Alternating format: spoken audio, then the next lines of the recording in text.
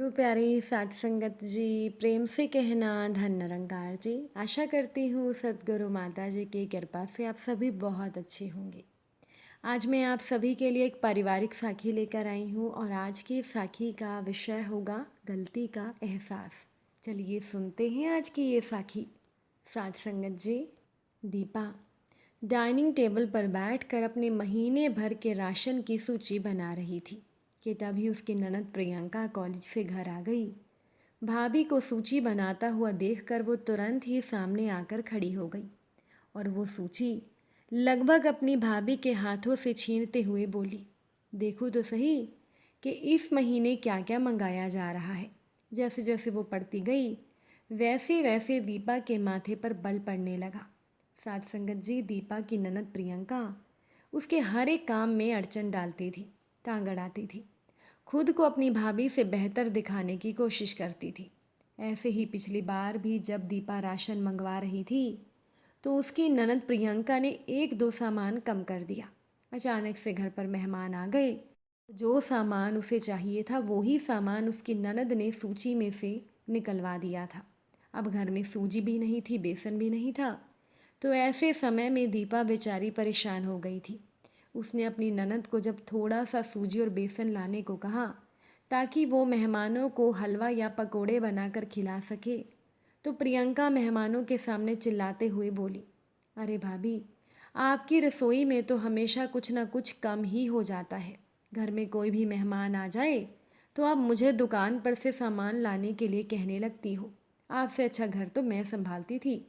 तो दीपा की आंखों में आंसू आ गए थे। मेहमानों के सामने वो बेचारी शर्मिंदा हो गई थी। अब बात दरअसल ये थी कि उसकी ननद प्रियंका उम्र में तो उससे छोटी थी, लेकिन पिछले 3 सालों से घर प्रियंका ही संभाल रही थी क्योंकि प्रियंका की माँ को लकवा हो गया था। तो दीपा जब ससुराल में आई तो उसने देखा कि उसकी सास अनीता जी तो बिस्तर पर ही पड़ी रहती हैं और उसकी ननद प्रियंका घर संभालती है और खाना बनाती है। अब भाभी के आने के बाद प्रियंका ने खाना बनाना तो छोड़ दिया था, लेकिन वो बिल्कुल एक सास की तरह दीपा को हमेशा ऑर्डर देती थी कि आज यहाँ की सफाई कर दो, ये काम कर दो। वैसे तो बेचारी दीपा को घर के काम करने में कोई परेशानी नहीं थी, लेकिन उससे कम उम्र की होने के बावजूद उसकी ननद हमेशा उसको यही जताती थी कि मैंने इतने सालों से घर संभाला है तो मुझे घर संभालने की समझ तुमसे ज़्यादा है।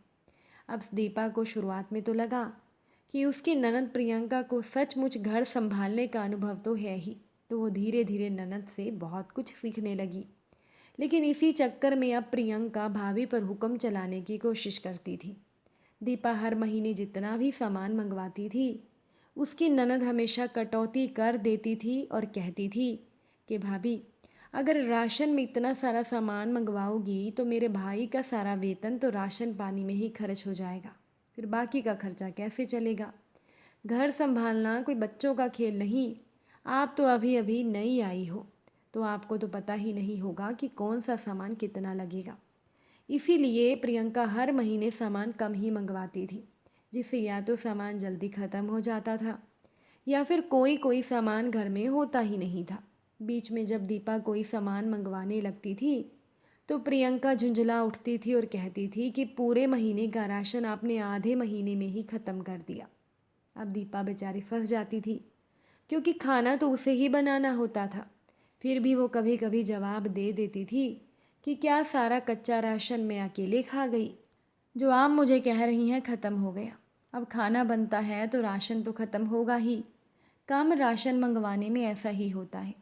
लेकिन प्रियंका उल्टा भाभी को फटकारती थी कि मैंने तो अपने हिसाब से, अपने घर के हिसाब से सही मात्रा में राशन मंगवाया था, आपको ही घर संभालना नहीं आता। तो आज भी सूची पढ़ते पढ़ते प्रियंका कहने लगी, अरे भाभी, ये 3 किलो चीनी किस लिए चाहिए? मैं तो चाय पीती नहीं, माँ को भी मीठा मना है, तो क्या आप और मेरा भाई मिलकर इतनी सारी चीनी खा लेंगे? तो दीपा कहने लगी, घर में मेहमान भी तो आ जाते हैं ना, तो उन्हें भी तो चाय बनाकर देनी पड़ती है। प्रियंका बोली, नहीं नहीं, 1 किलो चीनी ही बहुत है, और इतना ज़्यादा सरसों का तेल और रिफाइंड आप क्यों मंगवा रही हो? और ये 2 किलो राजमा क्यों लिखा है? और ये दालें भी आधा किलो करो, और बेसन भी अभी घर में बिल्कुल नहीं आएगा। इसी तरह से ननद उसे फटकारते हुए हर महीने कम सामान मंगवाती थी और मेहमानों के सामने भाभी को कोसती थी कि उसे घर संभालना नहीं आता। अनीता जी भी कुछ दिनों से देख रही थी कि किस तरह से प्रियंका अपनी भाभी को मेहमानों के सामने नीचा दिखाने की कोशिश किया करती थी। इसीलिए इस बार बेटी को सबक सिखाने के लिए अनीता जी ने बेटी बहू दोनों को अपने कमरे में बुलाया। फिर प्रियंका से कहा, देखो बेटा, जब से मैं बीमार हुई हूँ, जब से मैं बिस्तर पर आई हूँ, तब से तुमने घर संभाला है, ये बहुत अच्छी बात है। तुम्हारे भाई को तो अपने ऑफिस से फुर्सत ही नहीं मिलती थी और वो बेचारा तो मेरे इलाज के लिए दौड़ता भागता रहता था। इस बीच तुमने घर को अच्छे से संभाला, कभी भी मैंने या तुम्हारे भाई ने तुम्हारे काम में रुकावट नहीं डाली। फिर आज जब मेरी बहू आ गई है तो तुम इसे इसके हिसाब से घर क्यों नहीं संभालने देती? महीने के राशन में ये जो भी सामान मंगवा रही है इसे मंगवाने दो। ये सारा सामान ये अकेले तो नहीं खाएगी ना, अगर कुछ ज़्यादा भी आ गया तो घर में पड़ा रहेगा, अगले महीने कम मंगवा लेगी। लेकिन तुम खुद हर महीने राशन के सामान में कटौती कर देती हो और अगर बीच में घर में मेहमान आ जाते हैं तो भाभी को सुनाती हो कि भाभी के रसोई में सामान नहीं होता, इसे घर संभालना नहीं आता। लेकिन बेटा, तुम खुद भी तो सोचो ना कि तुम्हारे साथ भी तो कई बार ऐसा हुआ है कि घर में मेहमान आते थे और रसोई में सामान कम पड़ जाता था। तब तो तुम चुपचाप अपना सामान लाने के लिए निकल जाती थी। उस समय तो तुम्हें कोई कुछ नहीं कहता था। लेकिन आज जब ऐसी परिस्थिति तुम्हारी भाभी के सामने आती है तो तुम अपनी भाभी की मदद करने के बजाय उल्टा इसे मेहमानों के सामने शर्मिंदा करने लगती हो। ये मत भूलो बेटा, तुम एक बेटी हो। एक दिन तुम्हें भी किसी न किसी घर की बहू तो बनना होगा। अगर तुम्हारे ससुराल में भी तुम्हारे साथ ऐसा हो कि तुम्हें अपने हिसाब से काम ना करने दिया जाए और जब कोई सामान कम पड़ने लगे उसके लिए भी तुम्हारे ससुराल वाले अगर तुम्हें सुनाएं तो तुम्हें बेटा कैसा लगेगा?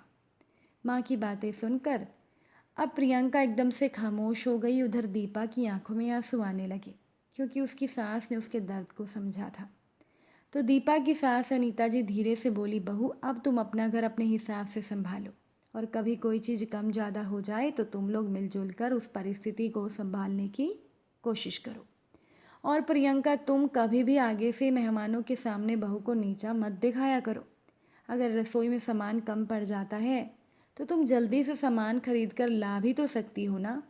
किसी भी परिस्थिति को हम बिगाड़ भी सकते हैं और बातों को हम संभाल भी सकते हैं। अब कोई भी चीज़ बिगाड़ना बहुत आसान होता है, लेकिन बेटा बात तो तभी बनती है जब कोई संभालने वाला हो। अगर तुमने इतने सालों से घर को संभाला है तो अपने अनुभव से अपनी भाभी की मदद करो, ना कि इस बेचारी को परेशान करके इसे रुलाओ। प्रियंका कुछ देर तक तो चुप रही। वो अपनी भाभी की ओर देखने लगी। उसकी भाभी रो रही थी तो प्रियंका धीरे से बोली, भाभी, आप रोना बंद करें, मुझे माफ़ कर दें, मैं अपने किए पर बड़ी शर्मिंदा हूँ।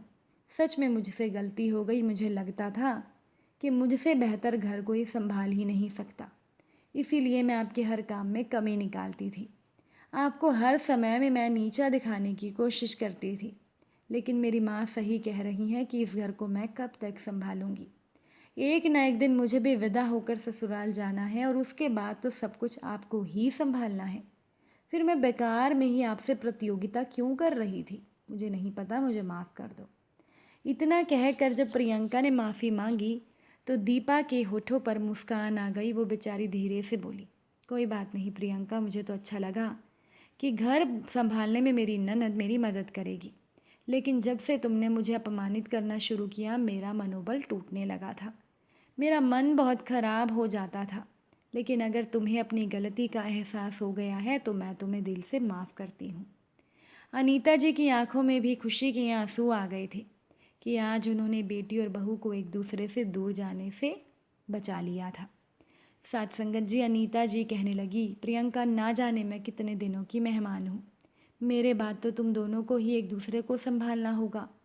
जीवन के हर सुख दुख में केवल अपने ही काम आते हैं, इसीलिए अपनों को हमेशा सहेज कर रखना चाहिए, ना कि उन्हें परेशान करके खुद से दूर करना चाहिए।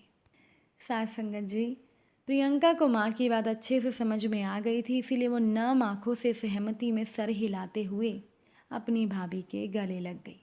और आज दीपा को भी सुकून मिल गया था कि आगे से अब उसकी ननद उसे कभी भी अपमानित नहीं करेगी। इस महीने दोनों ननद भाभी ने मिलकर राशन के सामानों की सूची बनाई। हालांकि बीच में एक दो सामान कम भी पड़ गए, लेकिन इस बार प्रियंका ने भाभी को नीचा नहीं दिखाया और मेहमानों के सामने वो खुद ही बाहर जाकर सामान खरीद कर ले आई थी। साथ संगत जी, परिवार में एक साथ रहने का मतलब यही होता है कि एक दूसरे की गलतियों को किसी दूसरे के सामने उजागर ना होने दिया जाए और घर की इज्जत बनाकर रखी जाए। अगर मेहमानों के आने पर कोई सामान कम भी पड़ जाता है तो परिवार के लोगों को नीचा दिखाने की बजाय या तो जो सामान कम पड़ गया है उसे बाजार कर खरीद कर ले आया जाए या फिर घर में मौजूद किसी दूसरी चीज़ से काम चला लिया जाए।